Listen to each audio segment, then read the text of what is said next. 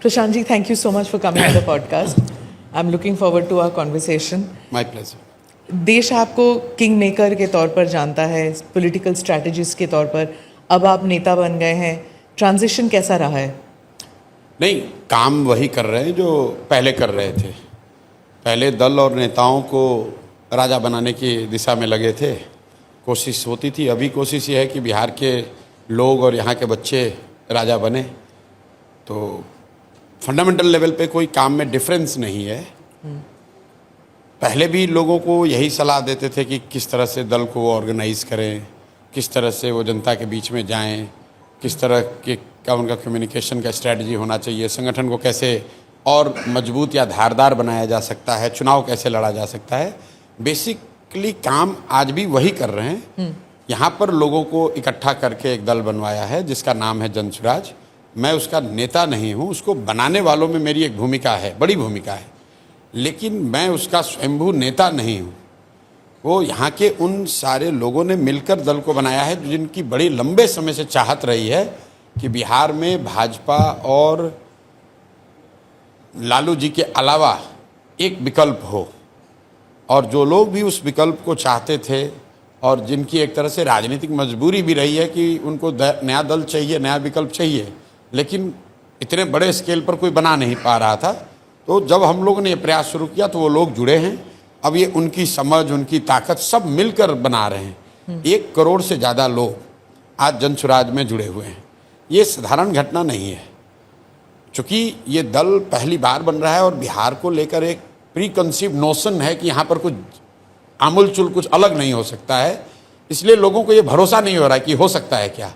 लोग देख रहे हैं ज़मीन पर इस संगठन के तौर पर जन स्वराज भाजपा के आधिकारिक जो नंबर घोषित हैं संगठन के, उससे करीब करीब 2 गुना है बिहार में. जुड़े हुए हैं का क्या मतलब है? मतलब जो सक्रिय सदस्य हैं, पदाधिकारी हैं और राजनीतिक कार्यकर्ताओं के नज़रिए से जन स्वराज आज बिहार में सबसे बड़ा दल है. ये संभव है कि वो जो लोग जुड़े हैं वो बहुत सक्रिय नहीं हैं. ये संभव है कि उनकी ताकत बहुत बड़ी ना हो. ये संभव है कि वो मीडिया के नज़र में या समाज के नज़र में बहुत बड़े व्यक्ति नहीं है, बहुत बड़े बाप के बेटा नहीं है. लेकिन अगर आप प्योरली संख्या के हिसाब से देखेंगे तो जन स्वराज से बड़ा राजनीतिक संगठन बिहार में कोई नहीं. आपने कई बड़े बाप के बेटे और बेटियों के साथ काम किया है, उन्हें राजा रानी बनाया हुआ है. अब आप प्रजा के साथ काम कर रहे हैं, जैसे आपने कहा. What is the difference? नहीं, डिफरेंस ये है कि पहली बात आप ये समझिए कि इसकी ज़रूरत क्यों है. बिहार में जब हम लोग आकर जन स्वराज की हमने प्रयास शुरू किया तो हमारे पास भी इस तरह के एक्स MLA MPs के लड़के या उनके घर वाले, उनको जोड़कर काम शुरू करने का एक विकल्प था. लेकिन जब मैंने बिहार में एक अध्ययन कराया कि पिछले 30-35 साल में बिहार में विधायक सांसद कौन बना है, चाहे वो किसी दल से बना, तो 2-2.5 महीने के रिसर्च से हम लोग को पता चला कि बिहार में सिर्फ 1250 परिवार के लोग ही आज तक MLA MP बने हैं, चाहे वो किसी भी दल से बना हो. हम लोग को लगता है कि लालू जी के परिवार का वर्चस्व है. आप लालू जी की बात छोड़ दीजिए, अब भाजपा को ले लीजिए जो दावा करता है कि भाई हम परिवार से गाइडेड नहीं हैं. भाजपा में आज सबसे बड़े नेता के तौर पर यहाँ पर उनके डिप्टी CM हैं सम्राट चौधरी जी. सम्राट चौधरी जी के पिताजी शकुनी चौधरी. जब बिहार में कांग्रेस का शासन था तो शकुनी चौधरी जी उसमें विधायक और मंत्री थे. फिर जब लालू जी का शासन आया तो शकुनी चौधरी जी उसमें भी विधायक मंत्री बने. उसके बाद नीतीश जी का शासन आया तो उसमें भी शकुनी चौधरी जी विधायक मंत्री थे. फिर मांझी जी मुख्यमंत्री बने, उसमें भी शकुनी चौधरी विधायक मंत्री बने. और आज जब भाजपा का प्रभाव बढ़ा है तो उसमें भी उनको कोई दूसरा कुशवाहा नहीं मिला, उनको भी शकुनी चौधरी का लड़का ही मिला. पर प्रशांत जी, जब भी कोई मुख्यमंत्री बनता है तभी प्रशांत किशोर ही उनके स्ट्रेटेजिस्ट होते हैं, वो भी तो होता है. नहीं, मैं दूसरी बात कर रहा हूँ. आपने कहा कि प्रजा के साथ काम क्यों कर रहे हैं, ये बात मैं आपको एग्जाम्पल इसलिए दे रहा हूँ कि बिहार में आप जो कोई भी नेता बन रहा है वो किसी न किसी विधायक या सांसद का ही लड़का है. और उसकी वजह क्या है? क्योंकि एंट्री बैरियर इतना बड़ा बना दिया गया है कि भाई अगर आपकी जाति की संख्या नहीं है, आपके पास करोड़ों रुपए नहीं, आप बाहुबली नहीं हैं, आपका कोई गॉडफादर नहीं है, तो आप राजनीति में नहीं आ सकते हैं. उसको तोड़ने के लिए जन स्वराज ने ये प्रयास जो शुरू किया है कि अगर आप में क्षमता है अगर आप में समाज के प्रति चेतना है, अगर आप बिहार में कुछ नया करना चाहते हैं तो व्यवस्था की चिंता मत कीजिए, वो चिंता जनसुराज करेगी। आप आइए और राजनीति में जुड़िए और कुछ अच्छा कीजिए। और ये सोचकर बहुत बड़ी संख्या में लोग जुड़े हैं। लेकिन वो चेहरे, अब विधायक का लड़का होता तो तुरंत मीडिया में खबर बनती, लेकिन वहाँ वो 3 बार का मुखिया है या 10 साल से वहाँ स्वयंसेवी संस्था चला रहा है या वहाँ पे स्कूल चला रहा है, तो वो मीडिया के लिए संख्या है, बहुत बड़ा उस चेहरा नहीं है।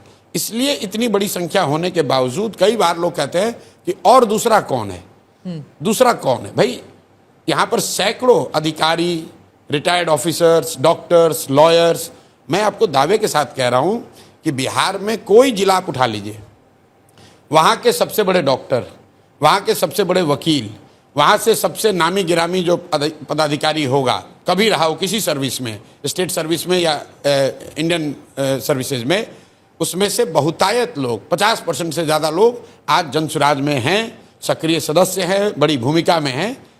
अब धीरे धीरे उनकी पहचान राजनेता के तौर पर भी हो जाएगी। आम आदमी पार्टी मॉडल भी था ना, जब आम आदमी पार्टी स्टार्ट हुआ था तो उनका भी यही मॉडल था कि सर्विस सेक्टर से जो जिनकी एंट्री नहीं हो पा रही ट्रेडिशनल पॉलिटिकल पार्टीज में, तो वो आम आदमी पार्टी, तो ये विकल्प वाली राजनीति उनकी भी तो है ना।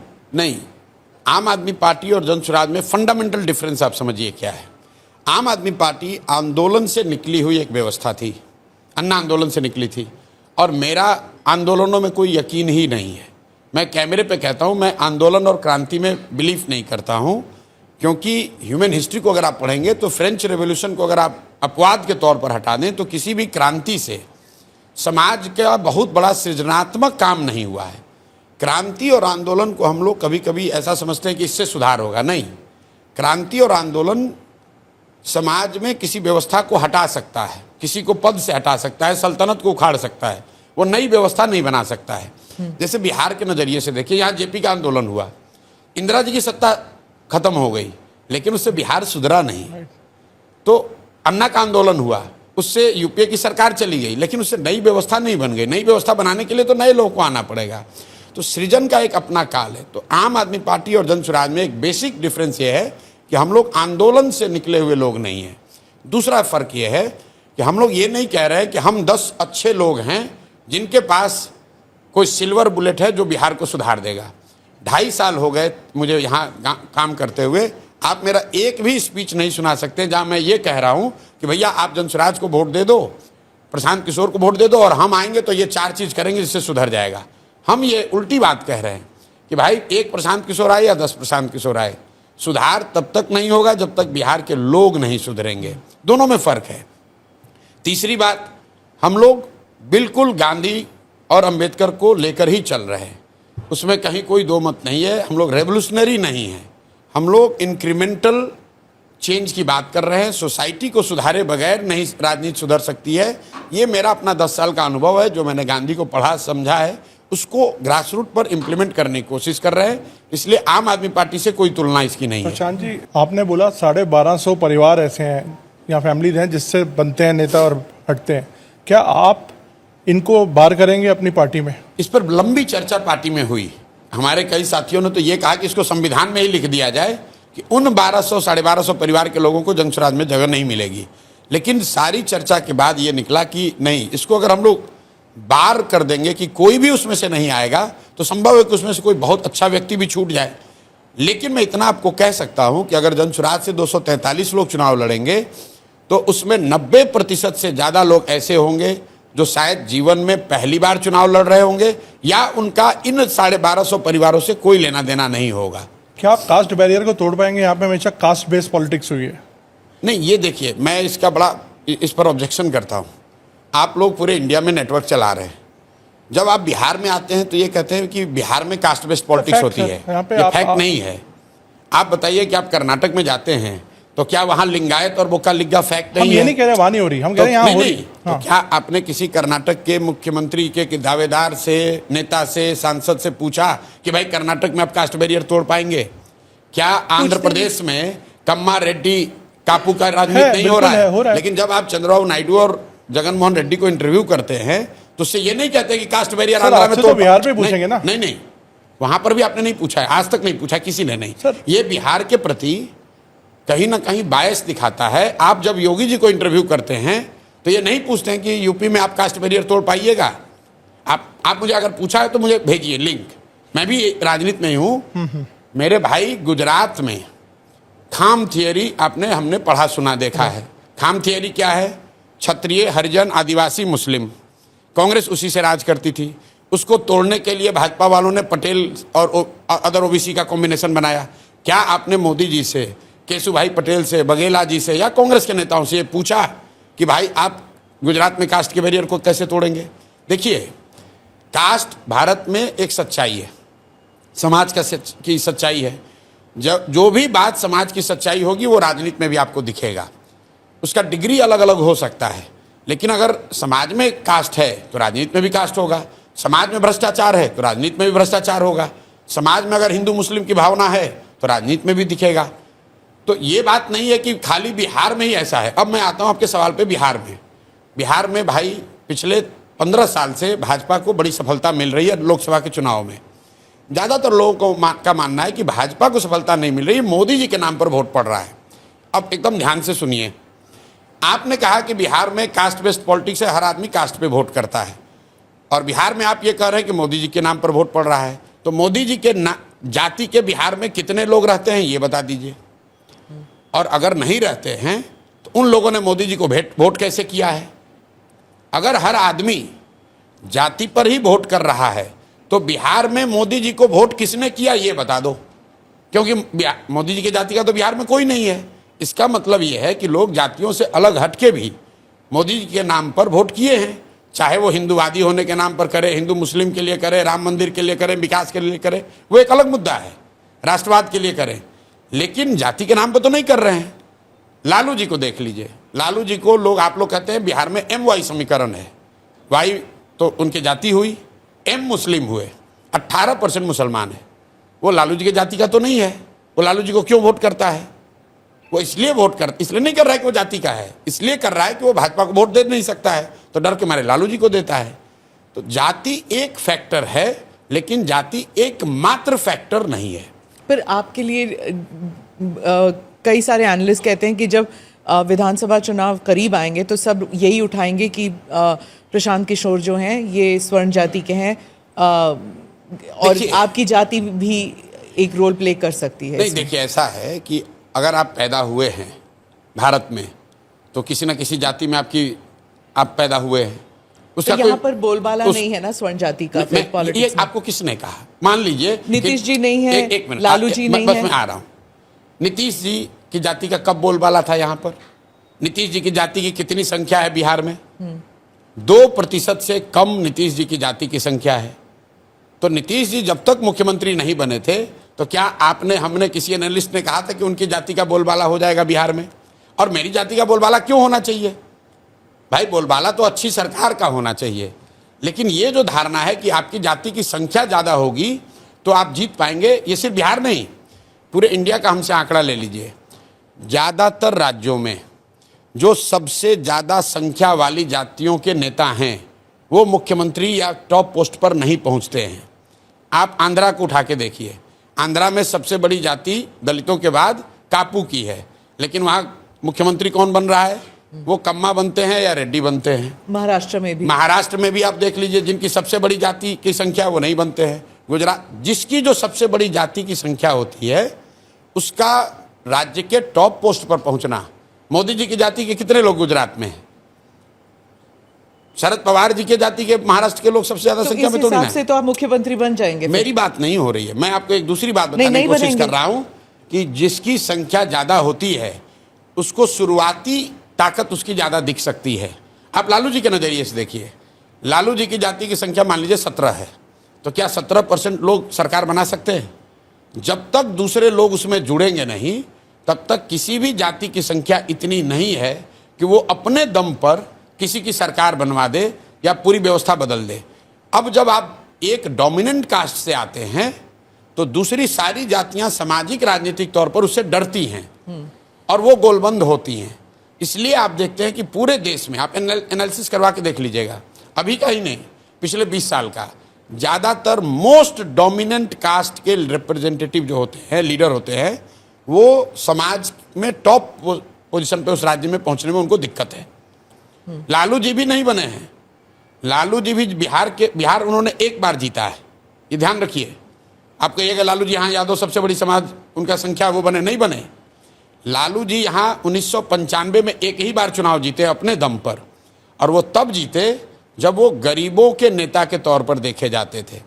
उसके बाद जब वो पिछड़ों के नेता हुए, तो जब वो गरीबों के नेता थे तो लालू जी की पार्टी 54 में 53 MP जीत कर आई थी, तब बिहार झारखंड साथ में था। तो आप जब लालू जी पिछड़ों के नेता बन गए तो उनकी MP की संख्या घट के 20-25 हो गई। जब वो यादवों के नेता हो गए तो घट के 10-12 आ गए। अब वो RJD के यादव के नेता हैं तो उनकी संख्या 2-4-5 है। यादवों की संख्या उतनी है जितनी पहले थी। यादव 1995 और तेजस्वी की क्या होगा? भाई उनकी कुछ नहीं है, कुछ नहीं है, वो तो लालू जी के लड़के हैं। तो उनकी जो कुछ भी है वो तो लालू जी का है। मैं आपको लालू जी की जर्नी बता रहा हूँ। तो मैं आपको अभी भी तेजस्वी जो है वो लालू जी के बिल्कुल। अच्छा आप बताइए, अगर लालू जी का नाम न हो तो उनकी क्या पहचान है आपके लिए? हमारी बात छोड़ दीजिए, यूथ लीडर नहीं। भाई आप बताइए अगर आपके नजर में है तो। नहीं, आप प्रजा के बीच भाई में अच्छा चलिए, आप बहुत होगा तो उनको यूथ लीडर कहिएगा ना। हाँ। बिहार का नेता तो नहीं कहिएगा। भाई तेजस्वी यादव का आपने खुद कहा यूथ लीडर हैं, जैसे बहुत सारे यूथ लीडर हैं यादव समाज के, उनसे बहुत काबिल यूथ लीडर हैं, दूसरे समाज में भी लड़के हैं। लेकिन जिस पायदान पर वो हैं अभी, वो इसलिए नहीं है कि उन्होंने कुछ अचीव किया है, वो इसलिए है क्योंकि वो लालू जी के लड़के हैं। आप कैसे एक डिफरेंशिएटर, जो आजकल एक बड़ा कैची वर्ड है कि बिहार पॉलिटिक्स में, आप डिफरेंशिएटर फिर कैसे होंगे? क्योंकि आपने बोला उन 1200 परिवार पे भी कंसेंसस ये बना कि ले लेंगे, जाति पे भी आपको कोई ऐसा ऑब्जेक्शन नहीं है कि हम इस पे भी हम काम कर सकते हैं, तो कैसे आपकी पार्टी डिफरेंशिएट करेगी दूसरी पार्टी से? देखिए, मुझे क्या डिफरेंशिएट, हम लोग क्या कर रहे हैं? बिहार में पहली बार पलायन की बात हो रही है। आपने आज तक यही सुना होगा कि जब आप लोग सवाल करते हैं नीतीश कुमार से, लालू जी से, भाजपा के नेताओं से कि भाई पलायन, बिहार के बाहर बच्चे बाहर जाते हैं, उनके साथ दुर्व्यवहार होता है, उनको कोई मार देता है, तो यहाँ के नेता अभी तक क्या कहते रहे? कह रहे भाई अगर बिहार के लड़के दिल्ली नहीं जाएंगे तो दिल्ली की व्यवस्था ठप हो जाएगी, हम लोग पंजाब नहीं जाएंगे तो वहाँ खेत नहीं कटेगा, मुंबई की सब व्यवस्था ठप हो जाएगी। 3 बरस पहले सबसे पहले हमने बिहार में आके ये शुरू किया कि नहीं, बिहार के बच्चे के कंधे पर अगर दिल्ली की व्यवस्था चल रही है तो ये कोई गौरव की बात नहीं है। ये गौरव की बात नहीं है कि हम लोग के बच्चे मजबूरी में 10-12 हज़ार रुपये के चक्कर में बॉम्बे में जाकर ठेला लगा रहे हैं, रिक्शा चला रहे हैं या साफ सफाई का काम कर रहे हैं। काम कोई ख़राब नहीं है, लेकिन अपने बाल बच्चों का पेट भरने के लिए मजबूरी में अगर उस लड़के को दिल्ली बॉम्बे जाना पड़ रहा है तो ये गलत है, ये रुकना चाहिए। इसलिए 3 बरस में सबसे पहले जनसुराज ने खड़ा किया है कि बिहार की सबसे बड़ी समस्या भ्रष्टाचार नहीं है, बिहार की सबसे बड़ी समस्या मंदिर मस्जिद नहीं है, बिहार की सबसे बड़ी समस्या जाति नहीं है, बिहार की सबसे बड़ी समस्या पलायन है। क्योंकि पलायन से सिर्फ गरीब नहीं प्रभावित है, गरीब का बच्चा तो मजदूरी करने जा ही रहा है, मध्यम वर्गीय परिवार के बच्चे भी पलायन कर रहे हैं क्योंकि उनको पढ़ाई करने के लिए बाहर जाना पड़ रहा है। जो संभ्रांत परिवार के लोग हैं उनको भी बिहार से पलायन करना पड़ रहा है क्योंकि बीमार पड़ते हैं तो उनको इलाज के लिए दिल्ली जाना पड़ता है। तो पलायन यहाँ सबसे बड़ी समस्या है, ये जनसुराज ने शुरू किया है। दूसरी बात, एक नीतीश कुमार के आने के बाद से एक धारणा बना दी गई थी कि ये पढ़े लिखे व्यक्ति हैं और ये शिक्षा में इन्होंने सुधार किया है, जबकि ज़मीनी हकीकत ये है कि बिहार में आज शिक्षा की स्थिति लालू जी के राज से भी ज़्यादा खराब है। वो इसलिए कि इन्होंने जो शिक्षा को लेकर नीति अपनाई, लालू जी के ज़माने में या लेगेसी बिहार की ये रही है कि बिहार में शिक्षा व्यवस्था बहुत अच्छी कभी नहीं थी, लेकिन हर डिस्ट्रिक्ट में 2-4-5 सरकारी विद्यालय ऐसे ज़रूर थे जहाँ से पढ़ लिख कर आप आगे बढ़ सकते थे। हम लोग खुद सरकारी विद्यालय में पढ़े हैं, वहाँ से पढ़कर आए, पटना कॉलेज आए, साइंस कॉलेज आए और आप जीवन में आगे बढ़ सकते थे। नीतीश जी जब आए तो इन्होंने एक व्यवस्था बनाई कि समतामूलक शिक्षा के नाम पर हर गांव, हर पंचायत में स्कूल खोलो। इससे क्या हुआ, इनरोलमेंट बढ़ गया, बहुत ज़्यादा स्कूल की बिल्डिंग बढ़ गई, बजट यहाँ 60,000 करोड़ शिक्षा का हो गया। लेकिन हुआ ये कि जहाँ बिल्डिंग बनी वहाँ शिक्षक नहीं है, जहाँ शिक्षक है वहाँ बिल्डिंग नहीं है, जहाँ दोनों है वहाँ बच्चे नहीं हैं, और पढ़ाई पूरी तरीके से चौपट हो गई। पूरे समाज और सरकार दोनों में शिक्षा को लेकर पूरी चेतना ही खत्म हो गई है। समाज की नज़र में भी स्कूल जो है वो साइकिल और पोशाक बांटने का सेंटर है। गांव में आप जाएंगे तो आपको लाखों बच्चे, हजारों बच्चे ऐसे मिलेंगे जिनका नाम सरकारी विद्यालय में है लेकिन वो पढ़ते हैं प्राइवेट स्कूल में, क्योंकि वो सरकारी लाभ लेते हैं सरकारी विद्यालय में नाम लिखाकर, लेकिन उनको मालूम है कि यहाँ पढ़ाई नहीं होना, पढ़ने के लिए हमको प्राइवेट स्कूल में जाना है। तो ये सबसे पहले ये बात जनसुराज ने उठाई। हम लोग सिर्फ दो ही बात कह रहे हैं कि बिहार में भैया नाली गली बने न बने, स्कूल अस्पताल जब सुधरेगा तब सुधरेगा। सबसे पहले यहाँ पलायन रुकना चाहिए और बच्चों के पढ़ने की व्यवस्था होनी चाहिए। और दूसरा, जो डिस्ट्रेस कंडीशन में 60 साल से ज़्यादा के उम्र के लोग रह रहे हैं, आप बताइए पूरे देश में बिहार एकमात्र ऐसी जगह है जहाँ बूढ़े लोगों को 400 रुपया महीने का पेंशन दिया जाता है। 400 रुपया। इस महंगाई के ज़माने में 400 रुपया में वो बूढ़ी महिला इंतजार करती है 400 रुपये आने का, ताकि वो अपना दवा खरीद सके या साड़ी खरीद सके या खाना खा सके। 400 रुपया में वो क्या करती होगी, आपके और हमारे लिए अंदाज़ा लगाना भी मुश्किल है।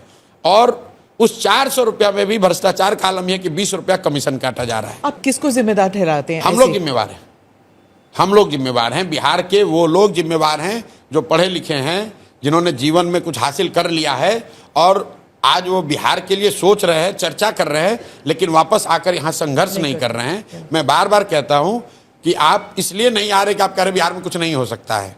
तो अब समय है कि आप परिणाम की चिंता मत कीजिए, प्रयास कीजिए। प्रशांत जी, किसी भी सरकारी ऑफिस में चले जाइए दिल्ली में, IAS ऑफिसर, IFS ऑफिसर, हमारे न्यूज़ मीडिया में सारे न्यूज़ चैनल सब कुछ बिहार के लोग ही चलाते हैं। ये भी एक बहुत बड़ा भ्रम है। और नहीं, जब हर जगह आप जाएंगे ना, कस्टम्स, इनकम टैक्स, हर जगह अगर ये सब चला सकते हैं, अगर बाकी संस्थाएं चला सकते हैं, तो ऐसे क्यों है कि बिहार में नहीं चला सकते? मैं आपको बता रहा हूँ, एक बहुत बड़ा ये भ्रम है कि बिहार से बड़े IAS IPS होते हैं बहुत लोग। IIT मैं बता रहा हूँ, जो भी रिजल्ट्स आते हैं सब बिहार के होते हैं। उसको ध्यान से देखिए जरा। IAS IPS IIT वो कर रहा है जो बिहार का है, लेकिन बिहार से बाहर चला गया है। बिहार से IAS IPS आज से 20 साल पहले बनते थे। पटना जैक्सन हॉस्टल से 5 लोग तब करते थे, साइंस कॉलेज के कैवेंडिश और फैराडे से लड़के तब करते थे जब वहाँ पढ़ाई होती थी। आज बिहार से जो IIT कर रहा है वो बिहारी है, लेकिन वो कोटा में जाके कोचिंग कर रहा है। बिहार से जो IAS IPS बन रहा है वो बिहारी है, लेकिन वो दिल्ली में जाके पढ़ाई कर रहा है।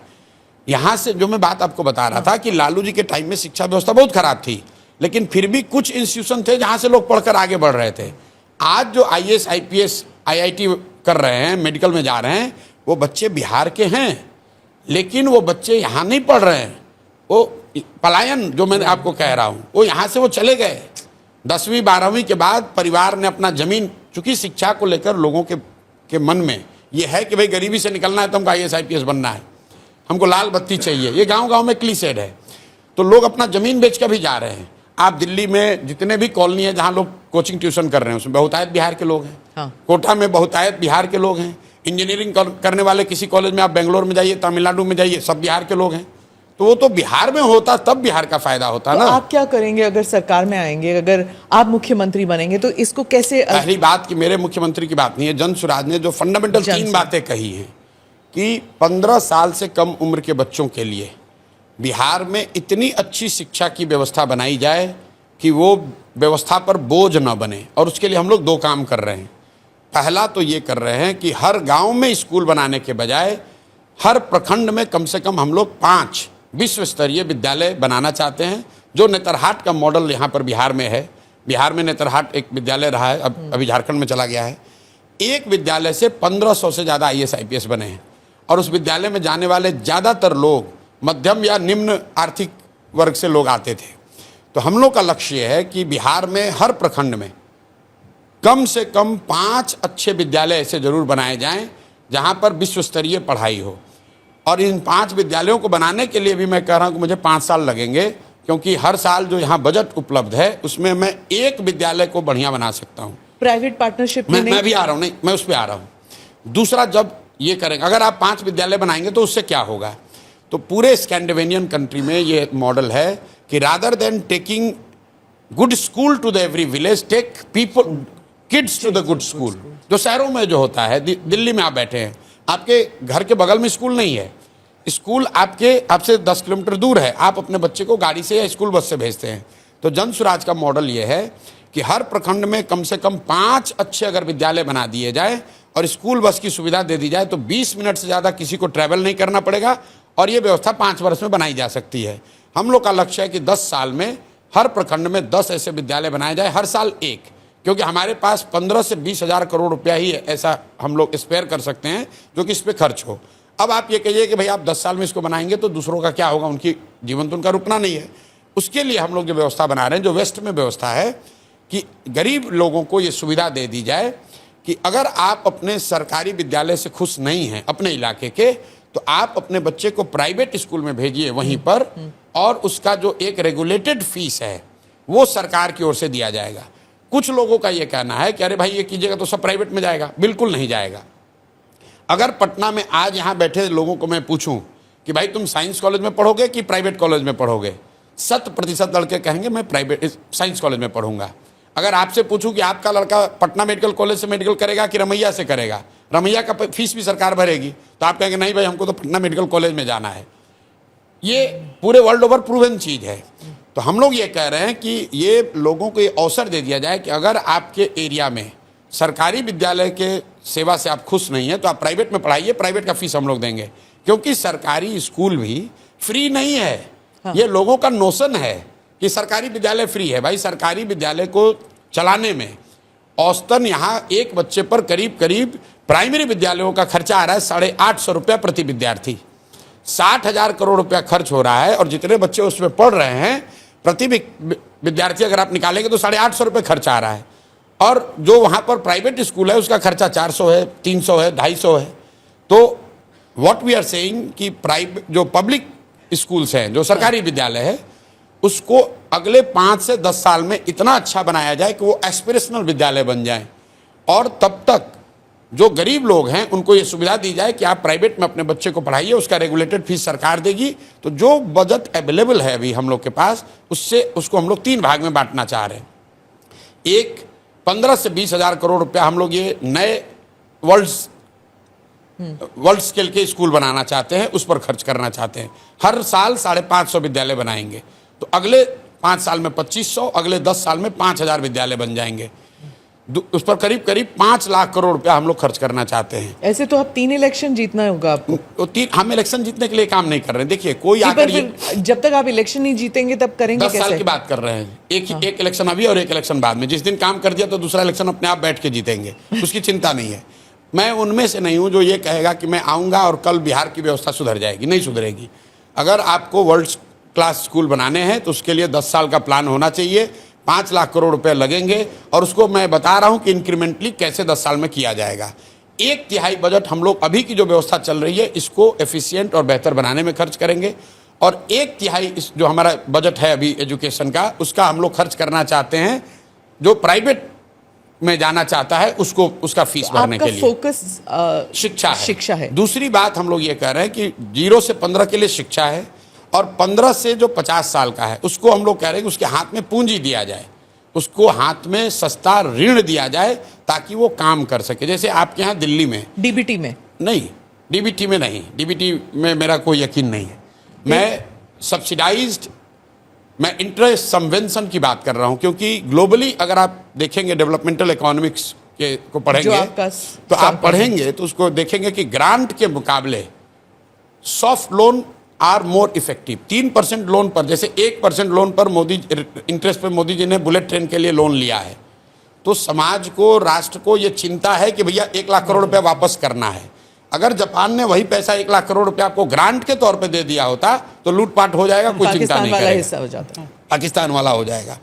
तो ये ग्लोबली प्रूवन मॉडल है कि ग्रांट जब आपको मिलता है तो आप उसको रिस्पेक्ट नहीं करते हैं। तो बिहार में हम लोग इंटरेस्ट सबवेंशन स्कीम लाना चाहते हैं, जहां आपको 10%, 12% ब्याज ना देना पड़े, 4% ब्याज देना पड़े।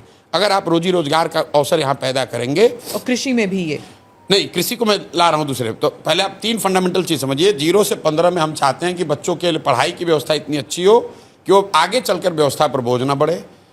15 से 50 के लोगों को हम लोग वो पूंजी उपलब्ध कराना चाहते हैं ताकि वो अपने पैर पर खड़ा हो। वो पूंजी आएगा कहाँ से वो मैं आपको बता रहा हूँ। और 50 साल से ऊपर के जो लोग हैं, जो ना पढ़ सकते हैं ना रोजी रोजगार कर सकते हैं, वो करीब करीब 1.5 करोड़ की आबादी है। उसके लिए मैं चाहता हूं कि 2000 रुपये महीने की व्यवस्था हो जाए ताकि वो बेसिक डिग्निफाइड लाइफ जीत सके। फंडामेंटली यही 3 बात कह रहे हैं। अब मैंने आपको स्कूल की बात बताई कि इस शिक्षा को कैसे सुधारेंगे। अब आप ये कह सकते हैं कि इतने बड़ी जो सबसे बड़े 15 से 50 का समस्या है कि इनको रोजगार कैसे दोगे, पलायन कैसे रुकेगा, इनको पूंजी कहाँ से आएगी? इसके लिए सिंपल बात है, बिहार में लोगों का पलायन इसलिए हो रहा है क्योंकि यहाँ से पूंजी और बुद्धि का पलायन हो रहा है। पूंजी का पलायन का मतलब ये नहीं है कि हम बाहर से इन्वेस्टमेंट लाएंगे। पूंजी का पलायन का मतलब ये है, आप समझिएगा कि सीडी रेशियो जो है, जो रिजर्व बैंक जारी करता है, देश में अभी सीडी रेशियो है एवरेज 70, अभी हुआ था 74, तो देश में हंगामा हुआ, भाई कम करो, ज़्यादा पैसा दिया जा रहा है। बिहार में सीडी रेशियो 1990 से पिछले साल तक है 40%। इसका मतलब क्या है कि हर साल बिहार से, पिछले साल बिहार से करीब करीब 2.25 लाख करोड़ रुपया बैंकों ने बिहार के लोगों का यहाँ से ट्रांसफर किया है दूसरे राज्यों में, वहाँ पर रोजी रोजगार के लिए। तो तेलंगाना में सीडी रेशियो, आंध्रा में, गुजरात में, तमिलनाडु में, केरल में सीडी रेशियो कितना है? 90, 95, 100, 105। नहीं है ना, इसीलिए तो इंडस्ट्री का इससे कोई लेना देना नहीं है। इन्वेस्टमेंट तो उसी में जा रहा है। नहीं, बिल्कुल नहीं। आप तो इतनी बड़ी पत्रकार हैं, आप जाकर देखिए कि जितनी बैंकिंग, HDFC जितना बैंक लोन देता है, वो तो 2/3 लोन रिटेल लोन है, वो SME का लोन नहीं है, वो इंडस्ट्री का लोन नहीं है। सारी जो बैंकिंग इंडस्ट्री है, 70% इंडिया की इकोनॉमी, 64% तो सर्विस सेक्टर में है। रिटेल भी तो नहीं रिटेल है, तो उसके लिए कंजम्पशन बढ़ना चाहिए। यहाँ पर आप अपने बच्चे को पढ़ाना चाहते हैं, उसके लिए लोन लेना है, उसके लिए इंडस्ट्री की क्या जरूरत है? आप मोटरसाइकिल खरीदना चाहते हैं, उसके लिए आपको पर्सनल लोन चाहिए। अगर आपको गाड़ी खरीदनी है, आपको यूट्यूब चलाना है, आपको एक छोटा दुकान खोलना है, उसके लिए इंडस्ट्री की क्या जरूरत है? अगर IT हब बन जाएंगे तो लोग आएंगे। मैं बिल्कुल उसके पक्ष में नहीं हूँ, वो लेटर स्टेज में होगा। जब तक यहाँ पर कंजम्पशन नहीं बढ़ेगा, look at the figure of per capita expenditure in Bihar. हम लोग इनकम की बात करते हैं, better economic indicator is expenditure indicator, कि लोग कितना खर्च कर रहे हैं। बिहार में पर कैपिटा एक्सपेंडिचर जो है वो देश में सबसे कम है। हाँ। तो आप जब खर्च ही नहीं करेंगे तो कोई इंडस्ट्री क्यों लगाएगा? जब पैसे हैं नहीं तो खर्च क्या करेंगे? हाँ, बिल्कुल सही बात। पैसे क्यों नहीं है? पैसे नहीं होने की 2 वजह है। एक तो आपकी इनकम कम है, और दूसरा जो पैसा है भी, वो पैसा जब आप बैंक में रखते हैं तो बैंक वाले उसको दूसरी जगह ट्रांसफर कर रहे हैं। There are only 2 source of credit. एक जो पैसा आप कमाकर खर्च के बाद बचाते हैं वो आपका कैपिटल है, और दूसरा जो बोरोड कैपिटल है जो आप बैंक से लेते हैं। ठीक है, अगर बिहार में 70% क्रेडिट सीडी रेशियो हो तो हर साल बिहार में 2.25 लाख करोड़ रुपया, ध्यान दीजिए, 2.25 लाख करोड़ रुपया बिहारियों का पैसा एक्स्ट्रा इन्वेस्ट होगा। उसके लिए किसी इंडस्ट्री की जरूरत नहीं है। हम लोग ये चाहते हैं कि एज ए फर्स्ट स्टेप जो बिहार का पैसा है वो बिहार में लोगों को ऋण मिले। यहाँ बैठे हुए लोगों से पूछ लीजिए, जो लोग यहाँ बैठे हैं, अगर आपको नोएडा में फ्लैट खरीदना है, HDFC आपको लोन दे देगा आपके इनकम स्टेटस पर, लेकिन अगर आपको खगड़िया के अपने गांव में घर बनाना है तो HDFC लोन नहीं देगा। ये काम क्या नीतीश कुमार ने नहीं किया? क्या लालू यादव ने नहीं किया? यही बात आप दिन भर ये कॉन्क्लेव कीजिएगा। सबसे ये एक सवाल मेरा आग्रह जरूर पूछिए कि भाई, प्रशांत किशोर कह रहे हैं कि हर साल बिहार से करीब 2 लाख करोड़ रुपए का पूंजी का पलायन हो रहा है, और 1990 से ये आंकड़ा लिख लीजिए, RBI का आंकड़ा अभी चेक करा लीजिएगा पूछने से पहले। 1990 से लेकर पिछले वित्तीय वर्ष तक बिहार से 26,35,000 करोड़ रुपया बैंकों ने ट्रांसफर किया है दूसरे राज्यों में, जो बिहार का पैसा है। अब आप कह रहे हैं कि नीतीश कुमार क्यों नहीं करते हैं? तो भाई उनको समझ होगा तब तो। आप बिहार में किसी पॉलिटिशियन को सीडी रेशियो की बात करते हुए अगर सुने हो तो हमको बता दीजिए। आज पूरे दिन मिल के आप खाली यही पूछिए, आपके यहाँ तेजस्वी यादव भी आएंगे, नीतीश कुमार भी आएंगे, उनसे पूछिए कि भाई प्रशांत किशोर ने ये कहा है, यहाँ के फिनांस मिनिस्टर को बुला लीजिए। अगर वो बता दे कि भाई सीडी रेशियो होता क्या है, ये 2 लाख करोड़ रुपया ट्रांसफर हो रहा है, ये बता दे तो हम ये काम ही छोड़ देंगे। उसको मालूम ही नहीं कि भाई ये होता क्या है। भाई देश के स्तर पर आप निर्मला सीतारामन जी से सवाल पूछती हैं कि सीडी रेशियो 74 हो गया है, बैंकों में स्ट्रेस है, पूछते हैं ना आप लोग, वो जवाब दे रही हैं। बिहार के फिनांस मिनिस्टर को बुलाइए, उसको पूछिए भाई अभी तुम्हारा सीडी रेशियो क्या है।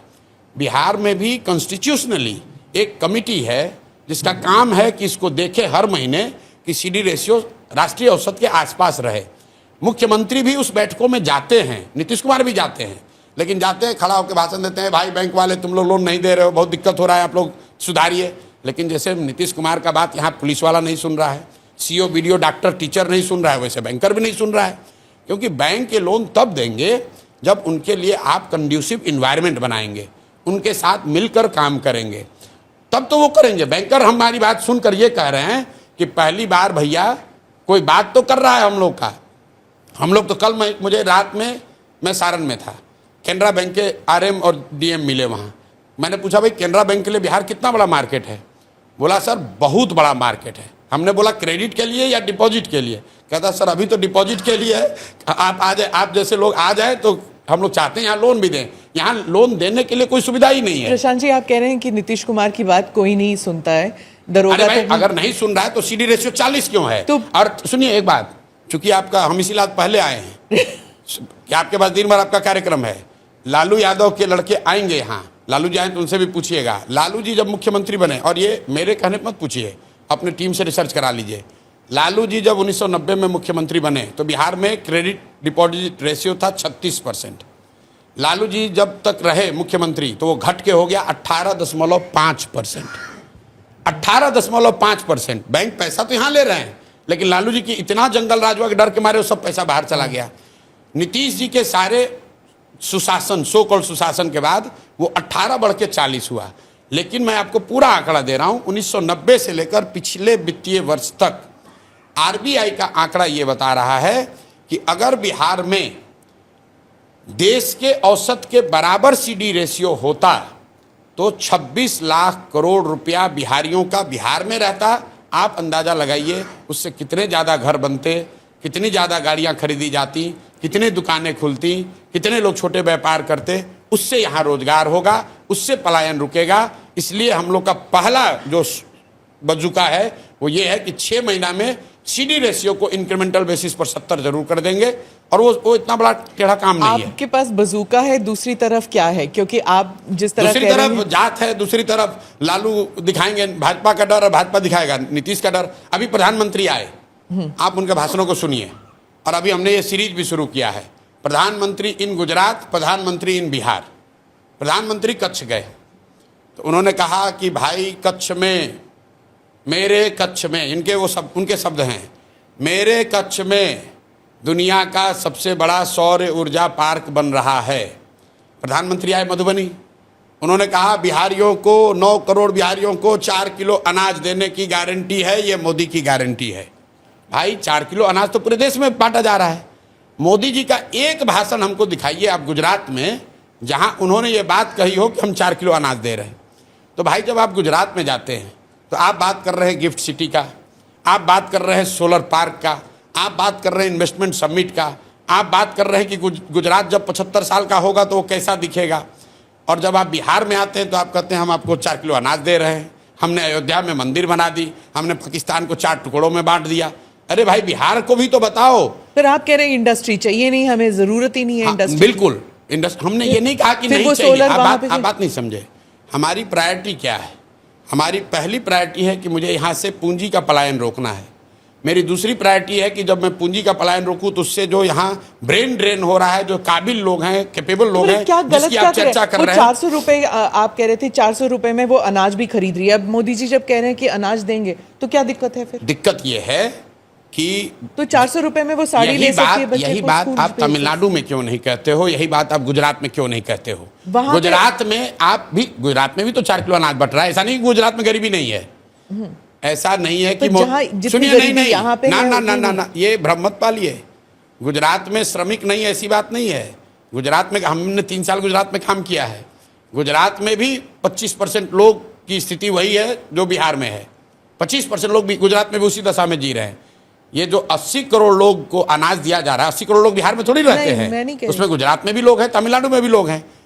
बात इसकी है कि एज ए प्राइम मिनिस्टर, आप गुजरात के भी प्राइम मिनिस्टर हैं, बिहार के भी प्राइम मिनिस्टर हैं। गुजरात के लोगों ने आपका MP 25 जिताया है, तो हम लोगों ने 30-35 जिताया है। एक बार बिहार के लोगों को भी तो बताओ भाई कि भाई तुम्हारे यहाँ चीनी मिल कब लगेगा, तुम्हारे यहाँ इंडस्ट्री कब लगेगी, बिहार के बच्चों का पलायन कब रुकेगा, बिहार के लोगों का शिक्षा कब सुधरेगा। बिहार में आप वो बात ही क्यों नहीं करते? काम नहीं कर पाए वो छोड़िए, उसका बात भी नहीं कर रहे हो, क्योंकि ये प्री नोशन है कि बिहारियों को क्या चाहिए भाई, 4 किलो अनाज दो। मधुबनी में आए मोदी जी, तो सुनिए ना सुनिए, मोदी जी आए अभी मधुबनी में, उनके मुंह से निकल गया या उनके लिखने वालों ने गलती कर दी। उन्होंने कहा कि सहरसा से, अपने हिसाब से बहुत बड़ी घोषणा की है, सहरसा से आधुनिक वंदे भारत ट्रेन चलेगी, जिससे श्रमिक परिवार के लोग आसानी से यहाँ से बॉम्बे और सौराष्ट्र में जाकर मजदूरी कर पाए, उनको जाने में सुविधा होगी। अब बताइए ये कितनी गलत बात है कि मोदी जी ये कह रहे हैं कि बिहार के बच्चों को मजदूर बनकर सौराष्ट्र और मुंबई में काम करने के लिए एक और बढ़िया ट्रेन खोला जाएगा। ट्रेन खुले, लोग ताली बजा रहे हैं, प्रशांत किशोर इसका विरोध कर रहे हैं, हमें ऐसी ट्रेन नहीं चाहिए। तो बैठे जिसमें- रहे, सुनिए ना तो, काम हो ना कुछ नहीं हो, लेकिन हमें ऐसी ट्रेन नहीं चाहिए जहां पर हम लोग के बच्चे जानवर की तरह बैठकर मजदूरी करने जाएं। अब आप कहिए कि यहीं बैठा रहे, तो अंग्रेजों ने भी यही कहा कि तुम लोग यहाँ खाए बगैर मर रहे हो, हमारे साथ चलो मॉरिशस में चल के मसाला का खेती करो। तो क्या वो हम लोग का भला कर रहे थे? आप मोदी जी का भाषण सुनाइए जब वो गुजरात में ये कहे कि भाई गुजरात से श्रमिक परिवारों के लिए आधुनिक वंदे भारत ट्रेन चलेगी जहां से कि आप बॉम्बे में जाकर काम कीजिएगा, चाहे मनमोहन सिंह जी हो या मोदी जी हो। मनमोहन सिंह भी सुनिए, पंजाब कोई के भी थे, आदमी, मनमोहन सिंह जी इतने बड़े इकोनॉमिस्ट थे, हार्वर्ड में गए ना सुनिए पढ़ने तो, के लिए, क्या फर्क उनको पड़ता उनको है? ये समझ नहीं थी कि बिहार की स्थिति क्या है। उनकी समझ तो होगी, उनको ये समझ नहीं थी कि यहाँ पर बिहार में क्या चल रहा है, बिहार की इकोनॉमिक स्थिति क्या है। उनको देश की इकोनॉमिक स्थिति की समझ थी, बिहार की समझ नहीं थी। मैं आपको बताता हूँ कि बिहार में फैक्ट्री क्यों नहीं लोग लगाते। अगर बिहार में फैक्ट्री लग जाए तो 10-12 हज़ार रुपये में गुजरात में, तमिलनाडु में मजदूरी करने के लिए लेबर मिलेगा कहाँ से? अगर पंजाब में गेहूं की खेती बंद हो जाए तो उससे देश में गेहूं की उपलब्धता कम हो जाएगी। तो कोई नहीं चाहेगा कि पंजाब में गेहूं की खेती बंद हो जाए। उसी तरह बिहार और उत्तर प्रदेश के कुछ हिस्से जो है, इसको लेबर का फैक्ट्री बना दिया गया है और लोग ये चाहते हैं कि ये मोटे तौर पे स्थिति बनी रहे ताकि लोग यहाँ से 10-12 हज़ार में जाएं, गुजरात में, तमिलनाडु में जो इंडस्ट्रियल जोन्स हैं वहाँ पर जाकर यहाँ पर लेबर वहाँ पर काम करे। अगर बिहार में फैक्ट्री लग जाए, ऐसा आप तो मोदी जी को खूब जानते हैं, मोदी जी अगर कह दें तो किस उद्योगपति की आज देश में इतनी हिम्मत है कि वो बिहार में उद्योग नहीं लगाएगा? और आप बताइए, मोदी जी का भाषण 14 में हमने लिखा है, मैं आपको कोट कर देता हूं। मोतिहारी में मैंने उस समय मोदी जी से कहलवाया, मोदी जी ने कहा कि इसी चीनी मिल से के बनी हुए चीनी से चाय पीऊंगा तब बिहार लौटूंगा, तब वोट मांगने आऊंगा। 14 में कहा था, नहीं बना। अरे भैया, मोतिहारी चीनी मिल का जमीन एक एक टुकड़ा बांट दिया गया, बेच दिया गया और खरीदने वाले आधे से ज्यादा भाजपाई हैं। आपके कैमरे पर कह रहा हूं, फिर कहेगा कि मानहानि का दावा करेंगे। आधे से ज्यादा मोदी जी के पार्टी के लोगों ने उस मिल के जमीन को बेच लिया, हड़प लिया। उसके बाद मोदी जी वहां 4 बार गए, लेकिन गलती मोदी जी की नहीं है, गलती बिहारियों की है, मोतिहारी के लोगों की है, क्योंकि 14 के बाद 3 चुनाव हुआ और तीनों बार भाजपा को ही मोतिहारी में फिर जिता दिया। और इस बार नहीं जिताएगा, इस बार सबक सिखाएगा, उनको दिखेगा। प्रशांत जी, आपका थोड़ा सा मुझे कंफ्यूजिंग लग रहा है। एक तरफ कह रहे हैं पलायन रोकना है जी, दूसरी तरफ कह रहे हैं हम इंडस्ट्री नहीं लगाना चाहते। अभी इनिशियली नहीं लगाना चाहते। तो जब जॉब जनरेट यहाँ नहीं होंगी तो भैया जॉब जनरेट लोग पलायन करेंगे ना। नवीन भाई, आप तो देश दुनिया देखे हैं। न्यूजीलैंड में कौन सी बड़ी इंडस्ट्री का नाम आप जानते हो? हमको बता दो। न्यूजीलैंड के मॉडल को सुन बिहार के मॉडल में रेप्लिकेट कैसे कर सुन सकते तो लो, हैं? यही तो बात कर रहे हैं भाई। सिंगापुर में तो कोई इंडस्ट्री नहीं है, न्यूजीलैंड में तो कोई इंडस्ट्री नहीं है, सर्विस सेक्टर है ना। सुन तो लो, फिनलैंड में तो कुछ नहीं है, स्वीडन इंडस्ट्री में है, तो कुछ नहीं बहुत बड़ी है। इंडस्ट्री अरे है। वहां, अरे मेरे भाई, स्वीडन में, नॉर्वे में जो बड़ी फैक्ट्रियां, बता दो आप हमको कौन है भाई। सब वहां पर क्या है, बिहार जैसी जो इकोनॉमी है, यहाँ बड़े इंडस्ट्रियल पार्क नहीं बन सकते हैं। एक तो हम लोग लैंडलॉक्ड हैं, दूसरा पॉपुलेशन डेंसिटी ज़्यादा है। In the first phase we have to boost up our education and service sector, and we have to provide good education to the kids, and we have to provide more resources in the hands of people so that people are able to do something on their own. यहाँ के लोग industrious हैं, मेहनत करने वाले लोग हैं। आपके ऑफिस में जो फॉल सीलिंग का काम किया होगा, मैं दावे के साथ कह सकता हूँ वो यूपी का, बिहार का लेबर कॉन्ट्रैक्टर होगा। सीनियर पोजीशन में सब बिहार से लोग हैं, ऐसी कोई बात नहीं। अरे सीनियर तो हम लोग जनरलाइज नहीं कर सकते। सुनिए ना, सीनियर तो हम भी हैं, जाके दूसरों को सलाह दे रहे हैं, वो संख्या कम है, लेकिन हजारों की संख्या में जो लेबर काम कर रहे हैं वो बिहार के हैं। अगर बिहार में ही कंस्ट्रक्शन बढ़ेगा तो जो फॉल सीलिंग वो दिल्ली में बना रहा है लड़का, वो आकर बिहार में बनाएगा। अब बिहार में कंस्ट्रक्शन कब बढ़ेगा? जब लोगों के पास पैसा होगा। पैसा कब होगा? जब उनके पास पूंजी होगा, रोजगार होगा। तो भाई इंडस्ट्री अगर एक यहाँ लग भी जाए, मान लीजिए एक अडानी आके यहाँ इंडस्ट्री लगा दे, एक अंबानी फैक्ट्री बना दे, उससे कितने लोगों को लेबर मिलेगा? 10,000, 20,000, 50,000, 1 लाख। बिहार में 13 करोड़ लोग रहते हैं भाई, ये बहुत बड़ा भ्रम है। यहाँ आप देखिएगा दिन में सब नेता आएगा कहेगा सरकारी नौकरी दिए हैं 5 लाख, आंकड़ा एक और नोट कर लीजिए, दूसरे लोग नहीं बताएंगे। बिहार में चपरासी से लेकर मुख्य सचिव तक जितने लोग सरकारी नौकरी करते हैं वो टोटल संख्या है 23.25 लाख। टोटल संख्या है 23.25 लाख लोग ही सरकारी नौकरी में हैं। यहाँ नेता आएगा और दावा करेगा कि हम 10 लाख दे दिए हैं नौकरी, हम 5 लाख दे दिए, हम 20 लाख दे देंगे। 78 साल की व्यवस्था के बाद बिहार में सिर्फ 23.25 लाख लोग ही सरकारी नौकरी करते हैं, जो कि पॉपुलेशन का 1.97% है। प्रशांत जी, तो अगर आप सरकारी नौकरी से बिहार में रोजगार देना चाहते हैं तो ना ये संभव है ना आगे कभी संभव होगा। बिहार में रोजगार तब होगा, पलायन तब रुकेगी जब लोगों के पास शिक्षा हो, काम करने के लिए उनके पास पूंजी और एक कंड्यूसिव इन्वायरमेंट हो, और बूढ़े जो लोग हो गए हैं जिसको व्यवस्था ने पिछले 30 वर्ष में ठग लिया है उसकी चिंता हम लोग ले। यही वेलफेयर इकोनॉमी है, यही वेलफेयर स्टेट की कल्पना है कि जो बच्चे हैं उनको पढ़ाया जाए, जो यंग हैं वो काम करें, जो बूढ़े हैं उसको हम लोग अपने कंधे पर उसका बोझ उठाकर चले। यहाँ पे कुछ स्टूडेंट्स हैं, उनके सवाल हैं, आप स्टूडेंट्स की बात कर रहे थे। I think we can take a couple of questions. Good morning everyone, मेरा नाम शरद सागर है। इस इवेंट का हिस्सा बनना मेरे लिए बहुत सम्मान की बात है और मेरा आपसे ये सवाल है कि जैसे हमने डिजिटल मीडिया और एआई को पॉलिटिकल कम्युनिकेशन में उभरते हुए देखा है, तो इसकी क्या भूमिका रही है राजनीतिक को प्रभावित करने में? आप एआई का इस्तेमाल करते हैं? नहीं करते। भाई देखिए, ये बहुत ओवर हाइप चीज़ है और कुछ लोग मतलब मेरे जैसे लोगों को भी बताते हैं कि आप ही ने सोशल मीडिया रेवोल्यूशन यहाँ पॉलिटिक्स में शुरू किया है। सारा कुछ ट्विटर आपने शुरू किया, ट्विटर फेसबुक सब शुरू किया, ठीक है। वो मोदी जी का फेसबुक का पेज 2008 में बना था, उसको चलाया मैंने, वो मैं समझ रहा हूँ। लेकिन फेसबुक या ट्विटर ये जो चीज़ें हैं ये तो माध्यम है। गांधी जी ने जब आंदोलन किया तो उस समय अंतर्देशीय पत्र और लिफाफा था तो उस पर लिखते थे। आपके हमारे लिए फेसबुक है तो हम फेसबुक पर लिख रहे हैं। महत्व इसका नहीं है कि वो लिफाफा है और आज फेसबुक है, महत्व इसका है कि कौन लिख रहा है और क्या लिख रहा है। मैसेज और मैसेंजर की महत्ता है, मीडियम की महत्ता नहीं है। भाई पहले लिफाफा था, अंतर्देशीय पत्र आया, फिर उसके बाद टेलीग्राम आया, फिर टेलीविज़न का इंटरव्यू आया, अभी फेसबुक है, फेसबुक के बाद टिकटॉक आ गया, टिकटॉक के बाद एआई आ जाएगा। ये तो बदलता रहेगा। लेकिन एआई के आप एक्सपर्ट हैं, उससे आप मास के मसीहा नहीं हो जाएंगे। आप गांधी मोदी इंदिरा गांधी नहीं हो जाएंगे सिर्फ एआई को जानने से, तब तो एआई के इंजीनियर हो जाते। वो सिर्फ एक मीडियम है, मैसेज की महत्ता है, मैसेज देने वाले की क्रेडिबिलिटी की महत्ता है। मीडियम तो बदलता रहेगा। ये जरूर है कि इन चीज़ों से चीज़ें फास्ट ट्रैक हो गई हैं। अंतर्देशीय पत्र को या लिफाफा को गांधी जी ने अगर कोई पत्र लिखा होगा तो उसको दूसरे जगह पहुंचने में 7 दिन लगा होगा।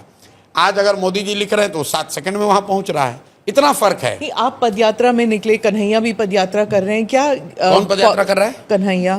नहीं, अभी हमने तो सुना नहीं कोई पदयात्रा। मार्च में नहीं, बीच में कुछ यात्रा कर रहे थे कन्हैया जी, लेकिन वो उतने समय के लिए था कि आरजेडी पे थोड़ा दबाव बनाया जाए कि 2-4 सीट बढ़ जाए। फिर आरजेडी वालों ने ऑब्जेक्ट किया कि अरे तुम यहाँ पर आके राजनीति करोगे, तो उसको भगा लिया कांग्रेस वालों ने। देखिए, राहुल गांधी भी यात्रा कर रहे हैं। कहाँ कर रहे हैं यात्रा? आए तो राहुल जी आते जाते हैं। हाँ। राहुल जी यात्रा नहीं करते हैं। यात्रा बिहार में, मैंने तो अभी कल परसों कहा है कि राहुल गांधी बिहार के किसी गांव में एक रात अगर रहे हों पूरे जीवन में तो हमको बता दें। एक रात पूरे जीवन में राहुल गांधी एक रात अगर किसी बिहार के गांव में रह के दिखा दें तो हम मान लेंगे।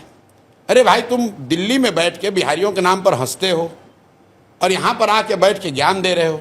राहुल गांधी के पार्टी कहाँ हंसते हो? क्या किया उन्होंने? कहा सुनिए, दिल्ली में अभी उनके तेलंगाना में उनके चीफ मिनिस्टर है रेवंत रेड्डी। अभी नया चीफ मिनिस्टर बने, 2-2.5 साल हुआ है। उससे पहले टीडीपी में था, उससे पहले आरएसएस में था, भाजपा में।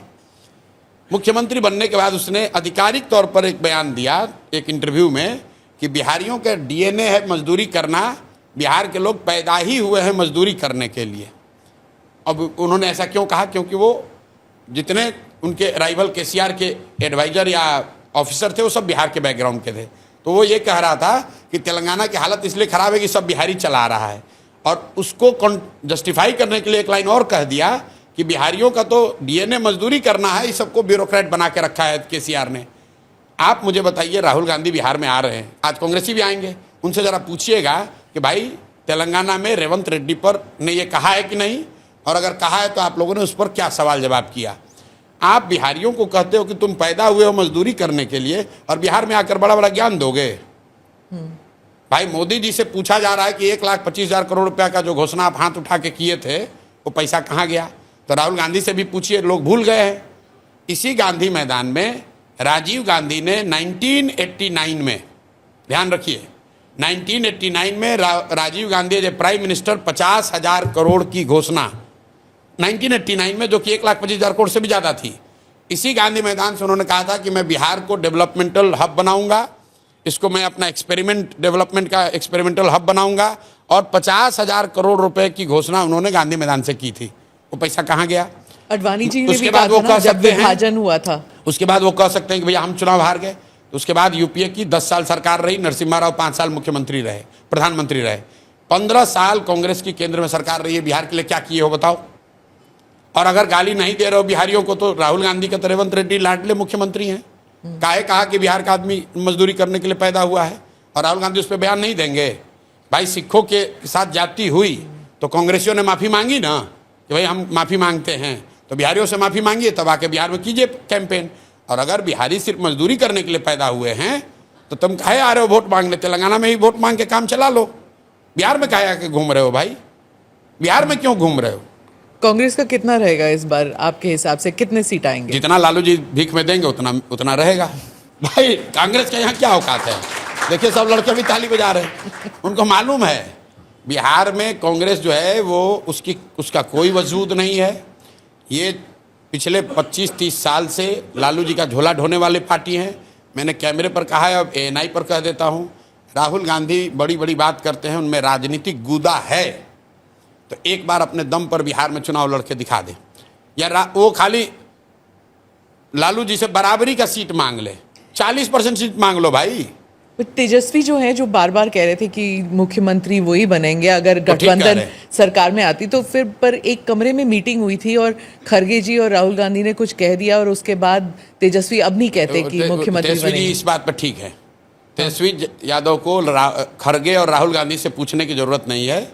अगर राजद गठबंधन की सरकार बनती है तो उसके मुख्यमंत्री तेजस्वी होंगे, और उसका अप्रूवल राहुल गांधी को नहीं देना है, उसका अप्रूवल लालू जी को देना है, और लालू जी ने वो अप्रूवल दिया हुआ है। यहाँ की राजनीति, राजद की गठबंधन की राजनीति के मुखिया लालू जी हैं, राहुल गांधी नहीं है, खड़गे नहीं है। जो लालू जी चाहेंगे वो होगा, और लालू जी यही चाहेंगे कि उनके परिवार का लड़का रहे। और दूसरी तरफ जो भाई देखिए, बीजेपी और एक चीज अपना अनुभव बता दूं, 15 में मैंने एक महागठबंधन की यहाँ मदद की है, और हमने देखा है कि कांग्रेसियों की क्या स्थिति है। हम लोगों ने कहा कांग्रेस को कि 40 सीट दे दीजिए, तो लालू जी 10 दिन तक हम लोग को कहते, उलाना देते थे, कह रहे यार काहे 40 को इसको दे दिया, हम तो 20-25 को पे मना लेते हैं सबको, तुम लोग झूठो इसको 40 दे दिए हो। तो लालू जी जो फेंकेंगे वही कांग्रेस लेगी। हाँ, राजनीतिक दल के तौर पर हाथ पांव मारना उनका काम है। भाई कांग्रेस के यहाँ जो प्रभारी है उसको बुला के कह दीजिए कि कितना मिनिमम सीट होगा जिसके नीचे नहीं जाओगे, बता दो। सर आप नंबर अगले दिन उस प्रभारी ही हट जाएगा। सर आप नंबर दीजिए। मैं बता रहा हूं, वो प्रभारी ही हट जाएगा। अगर एक आए थे उड़ीसा के प्रभारी यहाँ कांग्रेस के, कुछ बोले तो लालू जी ने उसी को हटवा दिया। अभी कांग्रेस को यहाँ कांग्रेस नहीं चलाती है, लालू जी चलाते हैं। लालू जी जैसे चाहेंगे वैसे होगा, क्योंकि गांधी परिवार से उनका जो रिलेशन है, गांधी परिवार के प्रति उनका एक ऑब्लिगेशन है। गांधी परिवार को लगता है कि जब सोनिया गांधी के विदेशी होने का मामला उठा, उस समय लालू यादव ने उनकी मदद की, उसका वो कर्ज वापस कर रहे हैं। चाहे उसके एवज में बिहार के लोगों का भविष्य बर्बाद हो जाए तो कोई चिंता की बात नहीं। सर अंत में एक सवाल मैं ऑपरेशन सिंदूर पे करना चाहती हूँ कि ऑपरेशन सिंदूर को एक एज अ मिलिट्री ऑपरेशन आप कैसे देखते हैं, और as a political fall out आप क्या देखते हैं? देखिए, ऑपरेशन सिंदूर, मैं कोई मिलिट्री का विशेषज्ञ हूँ नहीं, और मैं उनमें से नहीं हूँ जो कहूँगा कि देश के बाहर और विपक्ष क्या कर रहा है। मैं सरकार की बात मान लेता हूँ। सरकार ने कहा, हम लोग के विदेश मंत्री ने कहा, जयशंकर जी पढ़े लिखे समझदार बहुत सुलझे हुए व्यक्ति हैं, जयशंकर जी ने ये कहा ऑपरेशन सिंदूर के हवाले से, शायद आप लोग के ही इंटरव्यू में, कि जो सीज फायर हुआ वो पाकिस्तान की पहल पर हुआ। तो मैं भाई जयशंकर जी की बात को मानता हूँ। तो अगर पाकिस्तान के पहल पर सीज फायर हुआ, इसका मतलब कि पाकिस्तान दबाव में था, पाकिस्तान की हालत खराब थी। जो हारता है वही तो सीज फायर के लिए हाथ जोड़कर आएगा। तो अगर पाकिस्तान दबाव में था 1 दिन या 2 दिन के ऑपरेशन सिंदूर के बाद, तो भाई आप काहे सीज फायर किए? आपको 2-4 दिन और चलने देना चाहिए था, वो पाकिस्तान को मार के सेना वाले ठंडा कर देते। तो ये तो सरकार अपनी ही बात में फंसी हुई है। सरकार ये कह रही है कि मिलिटरीली ये सक्सेसफुल है। तो जब सक्सेसफुल था, पाकिस्तान घुटने पर आ गया था, आपसे सीज फायर के लिए रिक्वेस्ट कर रहा था, in the words of foreign minister Jaishankar, तो आपने सीज फायर किया क्यों? देश की जनता तो यही पूछ रही है कि भाई सीज फायर ये अचानक से क्यों हो गया? ट्रंप जी अपना अलग डफली बजा रहे हैं कि हमने अमेरिका से ही करा दिया, तो भाई ट्रंप की बात को हम क्यों मानेंगे? हम तो अपने देश की बात, सरकार की बात मानेंगे। हमारे देश की सरकार कह रही है कि पाकिस्तान के रिक्वेस्ट पर सीज फायर किया गया। तो देश के नागरिक होने के नाते हम लोग पूछ रहे हैं कि भाई इतने दिन के बाद मौका मिला था, आपने ऑपरेशन सिंदूर शुरू किया, देश भर के लोग आपके साथ खड़े हुए, और पाकिस्तान की हालत ये हो गई कि एक ही दिन में सीज फायर के लिए वो घुटने पर आ गए थे, तो 2-4 दिन और चलने देते। सर, ऑब्जेक्टिव और अगर क्या ऑब्जेक्टिव था जो पूरा हो गया कि अच्छा, मीडिया में तो ये चला कि इस्लामाबाद लेना ऑब्जेक्टिव है। नहीं, वो तो खैर मीडिया में तो ये चला कि बलूचिस्तान को स्वतंत्र कराना ऑब्जेक्टिव है। मीडिया में तो ये चला कि जैसे इंदिरा जी ने, सुनिए ना भाई, हम कैसे बोल रहे हैं? मैं बोल रहा हूं भाई, लोगों ने ये कहा, सुनिए, अमित शाह जी ने कहा है पार्लियामेंट में कि हम लोग वो लोग हैं जो देश के लिए जीने मरने वाले हैं, पाकिस्तान ऑक्यूपाइड कश्मीर को लेना हमारा लक्ष्य है। तो अगर पीओके लेना लक्ष्य था और पाकिस्तान घुटने पर आ गया था, तो काहे सीज फायर किए? अगर बलूचिस्तान को आज़ादी दिलानी थी, पाकिस्तान घुटने पर था, तो क्यों समझौता किए? आप ही बता दो भाई कि अगर पाकिस्तान डर गया था या घुटने पर था तो क्यों समझौता किए? और अगर नहीं था तो फिर आप जो बता रहे हो वो गलत है। दोनों बात तो सही नहीं हो सकती है। और ये बात सिर्फ जो जयशंकर जी ने कहा है उसी पर कह रहा हूं। ट्रंप साहब तो कह ही रहे कि हम इंडिया को डरवा, इंडिया पाकिस्तान को दोनों को बुला के डांटे और इन लोगों में समझौता करा दिए। हम ट्रंप की बात पर नहीं जा रहे हैं, हम जयशंकर की बात कह रहे हैं। एंड तो कहीं होता है ना क्या एंड? तो भाई वही एंड, मतलब लोग तो ये पूछ रहे हैं कि भाई आपने सायरन बजवाया, प्रैक्टिस करवाया, तो हम लोग तो तैयार थे 2-4-5 दिन के लिए। एक ही दिन में खाए सीज फायर कर दिए, 2-4 दिन और चलने देते, पीओके ले लेते हम लोग, तब आप कर लेते। बालूचिस्तान अलग हो जाता तब हम लोग कर लेते। अगर पीओके ले इंदिरा लेते जी ने समझौता कर लिया तो भाई कम से कम बांग्लादेश को अलग करा दिया ना, तो कुछ तो आप कर लेते। जो टेरर इंफ्रास्ट्रक्चर है वो तो ध्वस्त हुआ ना, ध्वस्त हो गया। विजुअल तो है, चले भाई रिकॉर्ड कर लो, विजुअल तो है। आप सरकार की ओर ना विजुअल तो ठीक ही है। आप ये कह सकते हैं कि टेरर इंफ्रास्ट्रक्चर पाकिस्तान का ध्वस्त हो गया, कुछ डैमेज हुआ, तो सर लोग ये चाह रहे हैं कि जब मौका मिल गया था तो पूरा ही साफ कर देते। तो समतल थोड़ी ना कर सकते, एक मुल्क एक न्यूक्लियर अच्छा, तो उसके डर से रुक गए। कहीं तो रोकना पड़ेगा ना। तो ये पहले बता देते कि भाई हम शुरू करेंगे लेकिन न्यूक्लियर के डर से फिर रुक जाएंगे, तो पहले ही बता देते देश को भाई। अरे भाई आप ये बता दो कि चाहते क्या थे। मैं ये समझता था कि आपका उद्देश्य ये है कि टेरर इंफ्रास्ट्रक्चर पूरी तरीके से ध्वस्त कर दिया जाएगा। वो कोई नहीं कह सकता है कि हो गया है, कुछ टेरर इंफ्रास्ट्रक्चर को नुकसान हुआ होगा। दूसरा उद्देश्य अगर ये था कि आप पीओके को स्वतंत्र करा देते, वो तो हुआ नहीं। आप बलूचिस्तान के लोग वहां शुरू हो गए गुजोश में आके कि हम लोग तो अलग कराएंगे, अब इंडिया मदद करने वाला है, तब तक हम ही लोग भाग लिए। आप ये तो मीडिया कह रहा था ना, सरकार ने तो कभी नहीं कहा कि बलूचिस्तान को आजादी देना एक लक्ष्य था भारत का। ये तो कभी कहा नहीं। वो तो जैसे इंदिरा जी के भी टाइम में उन्होंने ये थोड़ी ना कहा शुरू में होगा कि हम बांग्लादेश को स्वतंत्र कराना हमारा लक्ष्य है। ये तो बीजेपी के स्वयंभू नेताओं ने कहा कि अरे आपने इंदिरा जी को क्या देखा, हम तो पाकिस्तान को 4 टुकड़ा में कर देंगे, हम बलूचिस्तान बना देंगे, हम पीओके ले लेंगे। तो भाई कर लेना था। फिर आप कह रहे हैं भाई वो तो न्यूक्लियर स्टेट है, तो भाई न्यूक्लियर स्टेट वो एक ऑपरेशन सिंदूर होने के बाद थोड़ी ना बना, वो तो पहले से भी था। वो तो असेसमेंट मोदी जी जैसे विद्वान लोगों ने किया ही होगा पहले से। तो भाई काहे लड़ाई शुरू किए? और किए तो पूरा करना चाहिए। देश की जनता ने तो नहीं कहा कि हम लोग न्यूक्लियर वाले से डर रहे हैं। भाई देश की जनता तो आपने जब सायरन बजवाया तो हम लोग अंधेरे में निकले, सब जाके प्रैक्टिस कर लिया कि भाई चलो अब न्यूक्लियर गिरे या बम गिरे हम लोग तैयार हैं। तो काहे भागे आप मैदान छोड़ के? इसका नुकसान है। मैं आपको ऑन सीरियस नोट, बीजेपी को अगर आप मुझे एनालिस्ट पूछेंगे तो चुनावी नुकसान होगा। जिस मैनर में ऑपरेशन सिंदूर को जिस मैनर में रोका गया, और खासकर ट्रंप के ट्वीट के बाद, मैं अपना अनुभव आपको बता रहा हूं। मुझे किसी ने अमेरिका से भेजा उस समय कि ट्रंप ने ट्वीट किया है कि सीज फायर हो गया। तो मैंने कहा यार फोटोशॉप होगा, ये ऐसा कैसे हो सकता है, ये विश्वास नहीं कर सकते हो आप। स्पीच था उनका। हाँ नहीं, ट्वीट पहले, सबसे पहले ट्वीट आया था। तो मुझे ऐसा लगा, मुझे खुद लगा कि अरे यार ये तो हो ही नहीं सकता है।